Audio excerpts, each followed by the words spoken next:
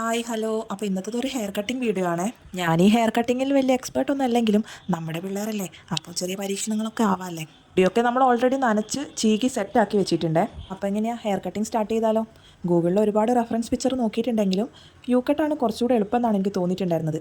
അപ്പോൾ U cut തന്നെ അങ്ങ് പരീക്ഷിക്കാമെന്ന് കരുതി ഇടം കൽപ്പിച്ച് അങ്ങനെ കട്ടിങ് സ്റ്റാർട്ട് ചെയ്തിട്ടുണ്ട്. എങ്ങനെയെങ്കിലും യു കട്ട് ആക്കി എടുക്കണം എന്ന ഒറ്റ പ്ലാൻ മാത്രമേ മനസ്സിലുണ്ടായിരുന്നുള്ളൂ. എൻ്റെ മോൾ അത്യാവശ്യം ക്ഷമയുള്ള ആളായതുകൊണ്ട് തന്നെ നല്ല രീതിയിൽ തന്നെ അഡ്ജസ്റ്റ് ചെയ്യുന്നുണ്ടായിരുന്നു കേട്ടോ.